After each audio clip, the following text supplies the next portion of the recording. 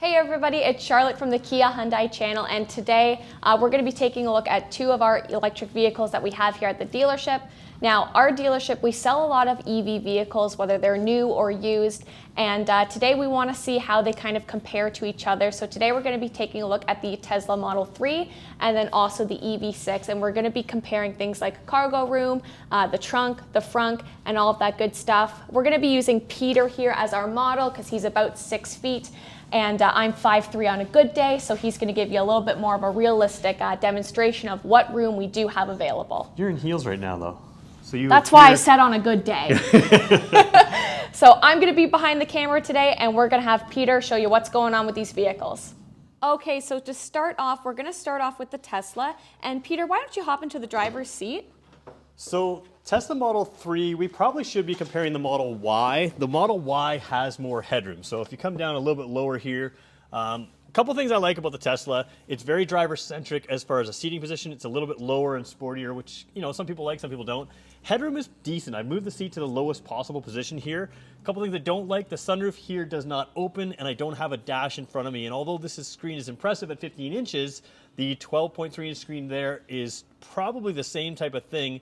And then you have an extra 12.3-inch screen in front of you. So if you like having controls that are easy to find, the EV6 is going to be better. We'll go show you that right now. So we'll jump out here and jumping into the EV6. EV6 is a bigger car than the Model 3. So there are some advantages with having a bigger car. First of all, the seats, right away you notice they are larger seats. If you're a larger person, they are larger. I have the sunroof open here just because we can, but headroom is still pretty good. It's probably similar, maybe a hair. I mean, it's very, very similar depending on where you have your backrest and stuff. The overall feeling of space here is good. Certainly when we talk about driver-centric feel, although I'm sitting taller here, so if my hip point is higher, visibility still feels like I'm kind of tight in the car like a sports car. And the EV6 is really a sportier kind of feeling car. But again, you sit higher than the Model 3. So really like the opening sunroof, really like having the dash here. And I know Tesla looks clean without the controls, but having controls available here on the steering wheel, on the dash, in various places, seat heaters, even stuff like that, seat ventilation, which you can't get in that vehicle. It just, to me, this is a winner here. And I also like the regeneration paddles that are on the steering wheel. So there's front seat. What do you think, back seat? How about we move and check out what the passengers are experiencing? Okay, so I'm gonna go with Tesla first again because it's easier to show you the one frustration I have with Tesla. And again, I want to be clear, I'm a Tesla fan. I know I wear a Kia badge and I talk about Kia stuff. We sell a lot of Teslas. I do like them, but I'm allowed to tell them what they should do better. I do the same thing with Kia. And this is what Tesla needs to do better. This is me sitting behind myself. There is no possible way for me to have my legs flat on the seat in a Model 3, in a Model S. It just doesn't work. So knee space is tight here, and because the floor is fairly high, I can't put my legs down the seat. That means all of my weight is down here on my rear end and not spread throughout my legs. It's not super comfortable. I feel a little more claustrophobic here. Not claustrophobic, but headroom is tight, it's fine, but the pillar here is very close to my head. Again, Model Y would be a better comparison, but you know, price point, this is probably the closer car. So knee room's tight, foot room's not great. And the legs here, it's one of the things that frustrates me about Tesla. They should do this better. It's just not a comfortable back seat compared to other vehicles, like for instance, our EV6. Now, to be fair, it's a Kia Hyundai channel. EV6 is the middle of the road compared to the Ioniq 5. The Ioniq 5 has the best back seat out of any EV that we talk about on this channel. So let's show you here on the EV6. Right away, legroom, much more. My legs are on the seat here, so they're more straight, more comfortable. This seat could be raised up and I could have a little extra toe room. Same thing over there, but you have more toe room. And this knee space is great. Head space is similar, but I don't feel the same. It maybe looks the same there from this angle, but I don't feel the same claustrophobic by having that close in there. You need more space again. Go with the Ioniq 5, which has the seat here that slides back and forth. But certainly more space, more comfort. Heated rear seats with a button on the door, so your rear seat passengers can control all that. Ventilation here. It's a better rear seat. The Tesla does have an advantage of that panoramic roof, although it doesn't open in the front. It has a panoramic roof all back here, but again, the Ioniq 5 also has a panoramic roof as well. So you've got options here. This is kind of cool too. It's a little coat hanger on the back of the seat. So, you know, you can pick and choose which one you think is best. USB ports in the side of the seats here for rear passengers. Frankly, I think we think of our passengers better with the Kia Hyundai brand than Tesla does. Now, I know where we want to go for next. Cargo space. The frunk is better on the Tesla. So let's talk about it. Let's pull it open here.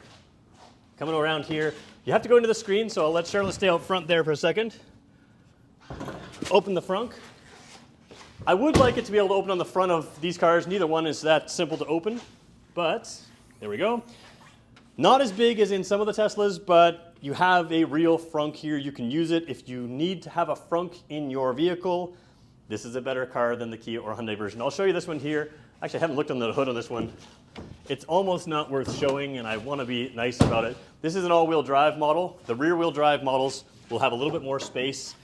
This is kind of laughable as a storage space. It's not something I would even advertise as a storage space. It's fine. You can put stuff in here, but you're not going to use it. It is deeper in the rear-wheel drive model than with this one, but if you need a frunk, Tesla wins. There's no doubt about it.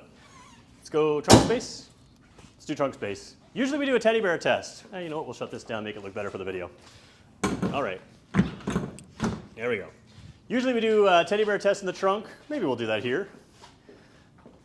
I like what Tesla does here that we don't do. Underneath the floor here, I'll get Charlotte to come a little closer. You've got a really deep section. That's a win for Tesla, there's no question about it. Now again, Tesla Model Y is probably the true competitor here. Model S has a small opening. It's not very wide, it's not very big.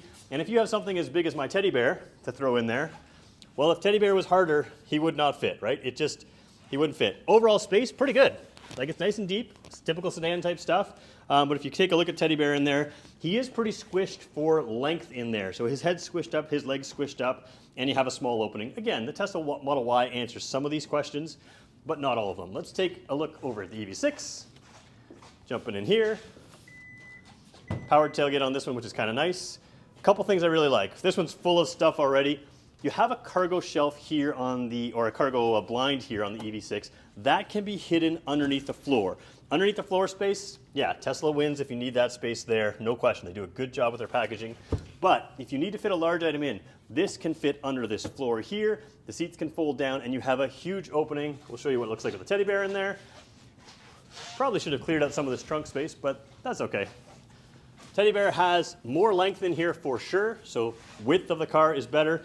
I could push him forward. Again, those seats can tilt and move a little bit, so they're tilted back here, forward there. I've got stuff underneath Teddy's rear end right here, which prevents me from moving him further. It's a good size space. It's probably a better space usability-wise than the Tesla, but you can decide for yourself which one is best for you.